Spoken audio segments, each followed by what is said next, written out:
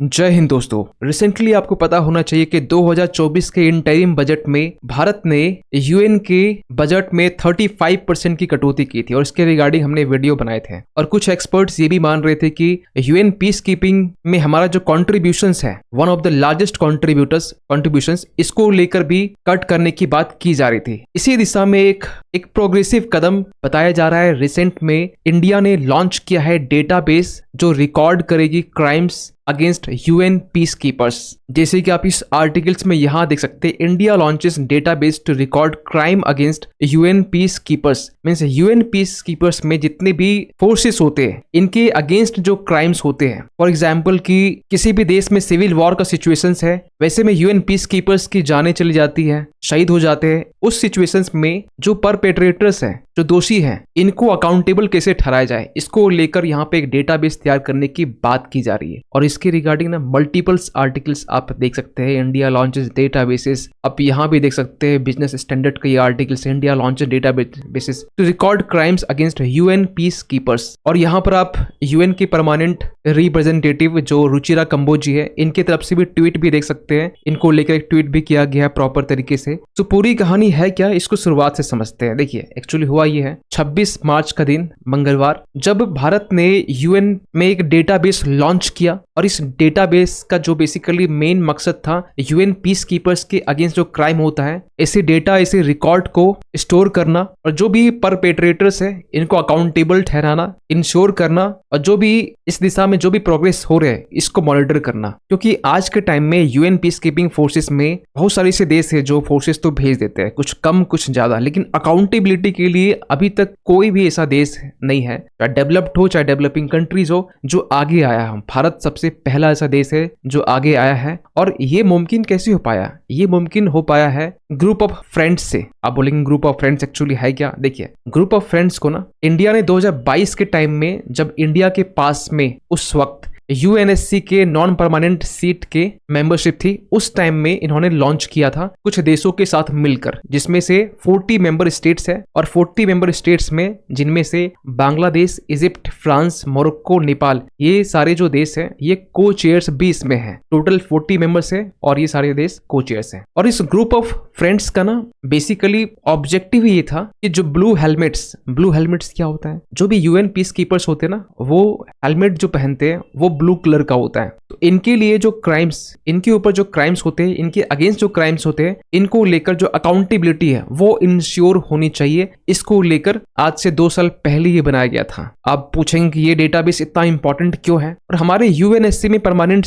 Membership की जो membership है ये दिलवाने के लिए ये डेटाबेस इतना इंपॉर्टेंट क्यों रखता है? देखिए, ये जो डेटाबेस है ना, इसे डिजाइन ही किया गया है इस तरीके से कि ऑनलाइन एज ए रिपोजिटरी के फॉर्म में, जिसमें पीस कीपर्स के अगेंस्ट जितने भी मैलिशियस एक्ट्स होते हैं इनको एड्रेस किया जा सके और मॉनिटर किया जा सके। और ये जो मैलिशियस एक्ट्स है ना, एक्चुअली होता क्या है, इसको समझने के लिए पहले आप एक चीज समझिए कि आज के टाइम में ना पूरे वर्ल्ड में यूएन पीस कीपर्स जो है, आउट ऑफ 71 में से 49 जो है ना, वो भारत के तरफ से यूएन पीस कीपर्स पार्टिसिपेट किया, यानी भारत के फोर्सेस पार्टिसिपेट किए। और अब तक ना 1948 से लेकर अब तक टोटल भारत की तरफ से 160 फोर्सेस की यहाँ यूएन पीस कीपिंग फोर्सेस में पीस एस्टैब्लिश करते हुए जान अभी तक जा चुकी है। क्योंकि रिसेंट की हम बात करें तो यहाँ पर 2022 का ये आर्टिकल्स है, जब यहाँ पर डेमोक्रेटिक रिपब्लिक ऑफ कोंगो, जो कि एक अफ्रीकन कंट्री है, जब यहाँ पर पीस को एस्टैब्लिश करने के लिए 2 इंडियन पीस कीपर्स की यहाँ पर जान चली जाती है। यही नहीं, 2023 पिछले साल की बात करें, 3 इंडियन पीस कीपर्स जिनकी जान चली जाती है पीस को एस्टैब्लिश करने के दौरान। यही नहीं,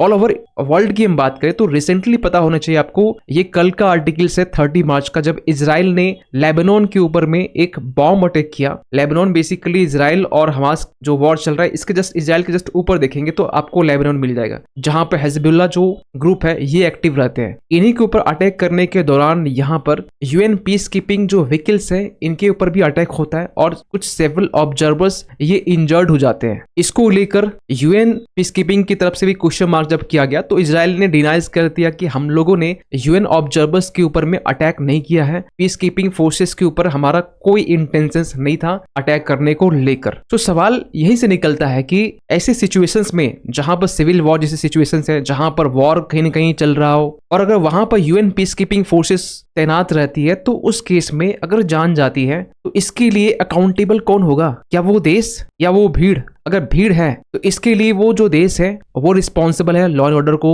इस्टेब्लिश करने को लेकर, लेकिन अगर गवर्नमेंट खुद रिस्पॉन्सिबल है तो इसके लिए अकाउंटेबल फिर कौन होगा? इसी के लिए यहाँ पर रुचिरा कंबोज जी ने ये डेटाबेस लॉन्च किया है और इसके तरफ से ट्वीट जो देख सकते हैं यहाँ पर लिखा हुआ ये है कि डेटाबेस लॉन्च करने के दौरान ये कह रहे हैं कि delighted to announce the launch of a new database design to record crimes against peacekeepers. जो पीस कीपर्स है इनके अगेंस्ट जो क्राइम्स होता है इनके डेटा को रिकॉर्ड करने के लिए ये जो डेटाबेस है ये लॉन्च किया गया है, जो बेसिकली जो भी परपेट्रेटर्स है इनकी अकाउंटेबिलिटी को होल्ड करने के लिए जो प्रोग्रेस चल रही है इनको मॉनिटर करेगी। और इस दिशा में ना भारत आज के टाइम में फोर फ्रंट पर है। India is at the four front of advocating for accountability. वही हम दूसरी तरफ हम बात करें यूएन पीस कीपिंग फोर्सेस में भारत के कॉन्ट्रीब्यूशंस की, तो आज के टाइम में Bharat one of the largest contributors of troops है यूएन पीस कीपिंग फोर्सेस में। और इसीलिए हम लोग कहते हैं कि India has a rich legacy of contribution to UN peacekeeping operations. अब तक हमने 2,75,000 ट्रूप्स जो है यूएन पीस कीपिंग मिशन में हमने कंट्रीब्यूट किए हैं। यहां तक कि करेंटली बात करें तो 5900 ट्रूप्स करेंटली ये डिप्लॉयड है 12 ऐसे यूएन मिशन में, और अब तक 159 अप्रॉक्स ये 160 प्लस है अब तक इंडियन आर्मी सोल्जर्स यहां पर सुप्रीम सेक्रीफाइस दे चुके हैं पीस को इंश्योर करने के दौरान। लेकिन वही दूसरे देश की हम बात करें, देखिए प्रत्येक साल ना यूएन पीस कीपिंग फोर्सेस में कितने कौन से देश कितने कंट्रीब्यूट कर रहे हैं इसकी एक लिस्ट अलग से बनती है। तो ये प्रत्येक साल पर ईयर की है। इसमें से बांग्लादेश सबसे आगे है 6000 अप्रॉक्स, नेपाल है, फिर इंडिया का नंबर आता है। लेकिन हम ओवरऑल हम बात करें ना टोटल अब तक क्योंकि हम लोग पिछले साल 75th UN peace keeping anniversary celebrate किए और 75 साल में ना सबसे लार्जेस्ट कंट्रीब्यूटर भारत ने किया अब तक। यहां तक कि फ्रांस और बाकी सारे जो डेवलप्ड कंट्री है यूएनएससी के जो परमानेंट मेंबर है इनके नंबर्स भी बाकी सारे जो देश हैं जो यूएनएससी के पार्ट नहीं है उनसे आपको कम दिखाई देंगे, एक्सेप्ट कि यहाँ पे चाइना आपको दिखाई देगा टॉप 10 में। ये सबसे बड़ा सवाल निकलता है ये इतना मैटर क्यों करता है। देखिए जब इंडिया ने अनाउंस किया था यूएन फंडिंग को कट करने को लेकर कि 35% जो